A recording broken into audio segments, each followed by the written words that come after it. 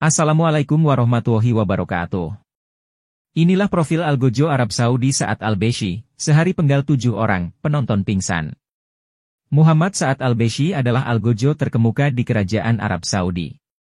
Sosoknya menarik perhatian setelah kerajaan mengeksekusi 7 pria dalam sehari pada Selasa pekan lalu atas tuduhan makar dan mendanai teroris. Sebagai algojo terkemuka, Al-Beshi berwajah sangar dan jarang tersenyum. Namun, siapa sangka bahwa dia pernah gugup ketika pertama kali bekerja memenggal leher para terpidana mati.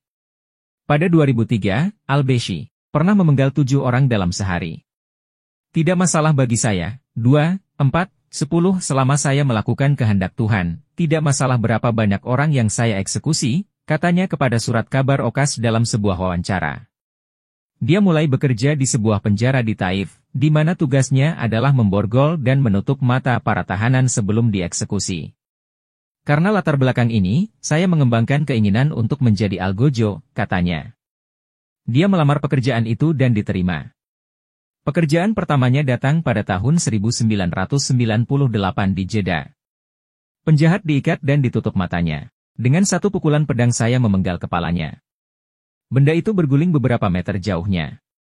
Tentu saja dia gugup, katanya, karena banyak orang yang menonton, tapi sekarang demam panggung sudah tidak ada lagi. Dia bilang dirinya tenang di tempat kerja karena dia melakukan pekerjaan Tuhan. Tapi banyak juga yang pingsan saat menyaksikan eksekusi. Saya tidak tahu mengapa mereka datang dan menonton jika mereka tidak berminat. Apakah dia pikir orang-orang takut padanya? Di negara ini kita memiliki masyarakat yang memahami hukum Tuhan, katanya. Tidak ada yang takut pada saya. Saya mempunyai banyak saudara, dan banyak teman di masjid, dan saya menjalani kehidupan normal seperti orang lain. Tidak ada kekurangan dalam kehidupan sosial saya. Namun, sebelum eksekusi, dia akan mendatangi keluarga korban untuk mendapatkan pengampunan bagi si terpidana mati. Saya selalu memiliki harapan itu, hingga menit terakhir, dan saya berdoa kepada Tuhan untuk memberikan kehidupan baru bagi penjahat tersebut. Saya selalu menjaga harapan itu tetap hidup. Al-Beshi tidak akan mengungkapkan berapa bayarannya per eksekusi karena ini adalah perjanjian rahasia dengan pemerintah. Namun dia menegaskan bahwa imbalan itu tidak penting. Saya sangat bangga melakukan pekerjaan Tuhan, tegasnya. Namun, dia mengungkapkan bahwa sebuah pedang andalannya berharga sekitar 20.000 rials, 83 juta rupiah. Itu adalah hadiah dari pemerintah. Saya merawatnya dan mengasahnya sesekali, dan saya pastikan untuk membersihkannya dari noda darah, katanya. Itu sangat tajam. Orang-orang takjub betapa cepatnya ia dapat memisahkan kepala dari tubuh, imbuh dia. Pada saat para korban mencapai lapangan eksekusi, mereka telah menyerahkan diri hingga mati, katanya, meskipun mereka mungkin berharap untuk diampuni pada menit-menit terakhir. Hati dan pikiran mereka tertuju pada pembacaan syahadat, katanya. Satu-satunya percakapan dengan narapidana adalah ketika dia menyuruhnya mengucapkan syahadat. Saat mereka sampai di lapangan eksekusi, kekuatan mereka terkuras habis. Kemudian saya membaca perintah eksekusi, dan dengan isyarat saya memenggal kepala tahanan tersebut.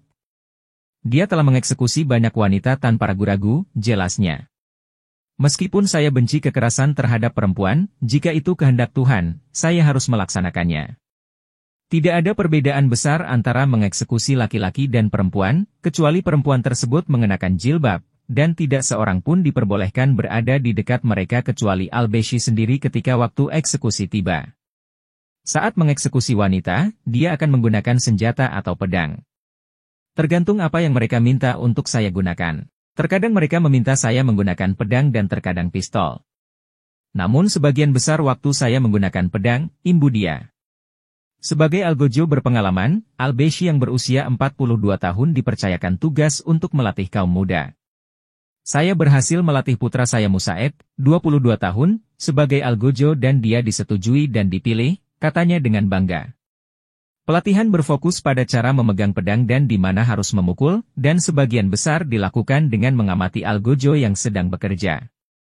Kehidupan seorang algojo tentu saja tidak semuanya membunuh. Terkadang bisa berupa amputasi tangan dan kaki. Saya menggunakan pisau tajam khusus, bukan pedang, jelasnya. Saat saya memotong tangan, saya memotongnya dari persendiannya.